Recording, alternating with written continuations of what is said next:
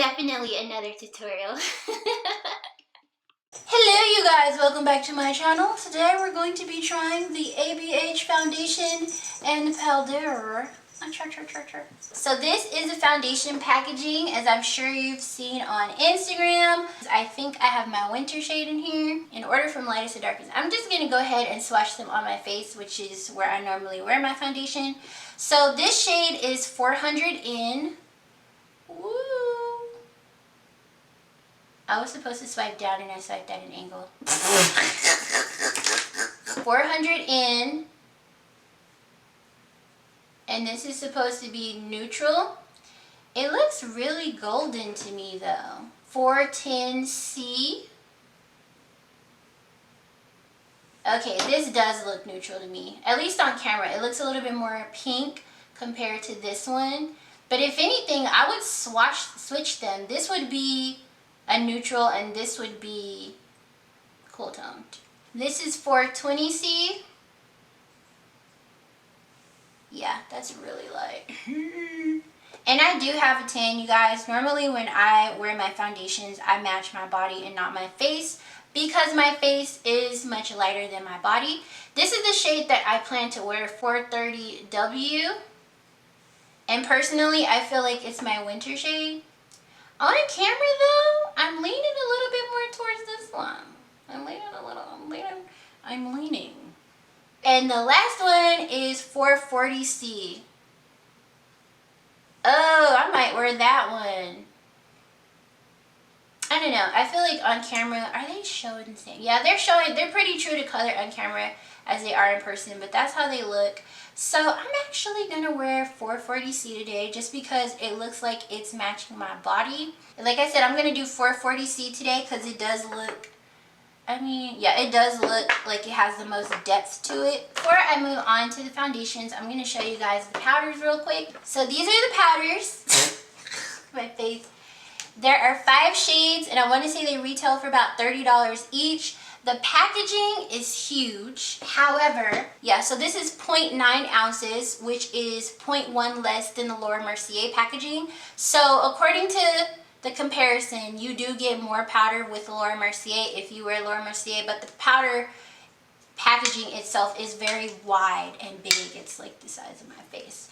So the shades that they have are Golden Orange, Deep Peach, Banana, Translucent, and Vanilla. The shade that I'm going to be using today is Deep Peach, and I think I'm going to dip and dive a little bit into Banana. It looks a little light to me, especially compared to the powder that I normally use, but we will see. This is a lot. And I need to put my moisturizer back on. I know I just wiped it off with that rough rag. Normally when I wear my foundation, or at least lately anyways, I haven't been using any primers. I haven't been setting around my smile lines at all because I haven't had to, but I have already worn this foundation. This foundation is meant for radiance. This foundation is meant for radiance. So if you're someone who has very oily skin or smile lines, you're gonna wanna prime and prep your skin for this foundation because radiant foundations usually don't have long wear.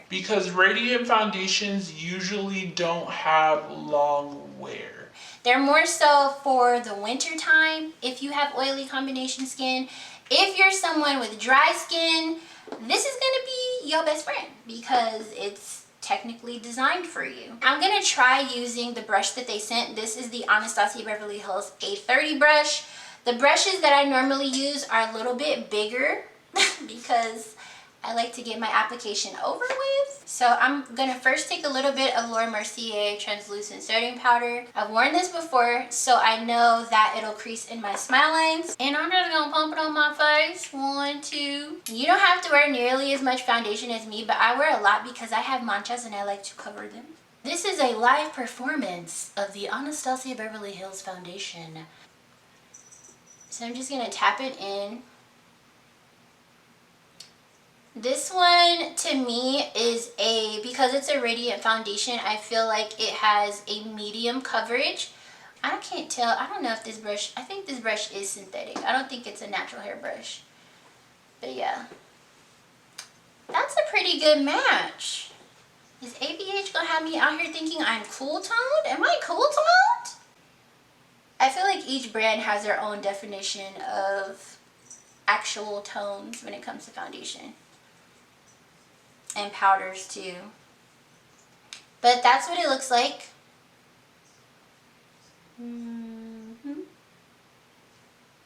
And you can still see some of my hyperpigmentation peeking through, but it's not anything unusual. So this would be a good foundation for not long wear, in my opinion, but just like day-to-day makeup. You know, if you know you're going to be out and about for a couple hours and you just want to slap something on.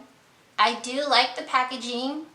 The brush keeps shedding. The brush keeps shedding. But yeah, I do think the packaging is very reminiscent of the NARS longwear. You've got the clear glass bottle. You've got the beautiful black top. Only difference is that it's thinner. Well, no, it's about the same size. And then they've got Anastasia and foundation on the other side. I like the shape of this brush, but I would prefer for it to be synthetic dual fiber. And if anything, I would likely use this for powder or creams more so than actual liquid foundation. I also feel like if I was really gonna wear this out, I would have to layer it, especially around my mouth, because for women of color, that's one of the areas that we generally have hyperpigmentation, around our mouths, underneath our eyes, and around our eyes. And that just goes to show that it's not necessarily full coverage. I think I'm going to film the same outro for all three of these videos. Okay, so who would I recommend this foundation for? That's the real deal, Holyfield. Alright, people who live in cooler climates, places like California, places where it's not blazing hot all the time. If you have oily skin, I would suggest that you only wear this when you're not spending a lot of time outside, or during the winter when our skin is a little bit drier. It is buildable, for sure. For sure. Who says that? For sure. Anyway, it's buildable, but I do not believe that it is full coverage. This foundation reminds me of women who don't necessarily have any skin issues. It reminds me of people with dry skin, which I think is very considerate of Anastasia Beverly Hills, because their initial foundation, I don't believe, was designed with dry skin in mind. So there's that. I'm not a fan of the brush. I do like the foundation. You're likely going to catch me wearing this when it gets cold outside. Okay, so that's how it looks. Anyway, I am going to do the rest of my face, and I will be right back to show you the powders, hopefully. I'm going to use a brush, and the shade that I'm going to use is Banana, because I've tried the other one already. So I'm just going to swirl it in here, because I heard that helps for some reason. And I'm just going to press it underneath my eye, like so. That doesn't look too bad. That doesn't look too bad. I can see a bit of ash happening. I can see that. Let's try this again on this side. Yeah, I think if I used a little less powder, it wouldn't have come off as ashy. But I definitely see. Okay, so can y'all see that? If I was going to use this, I would probably use it on my Latina clients, because it is banana powder, but it's not warm enough to be suitable for my complexion. Or I can become a chemist of sorts and mix the two together. So the one that I'm mixing, this is Deep Peach. I'm going to mix it with the banana shade. All over my face, the Deep Peach looks just fine, but I just want to see what it looks like combined. Oh yeah, that's much better. The formulation itself reminds me of a combination of the Laura Mercier powder and the Sacha Buttercup powder, which is what I normally do for my makeup. I just mix those two because the Sacha Buttercup holds makeup really, really well. It's dry. It's not nearly as refined as the Laura Mercier, but the Laura Mercier powder provides a lot of smoothness, which, you know, of course you want.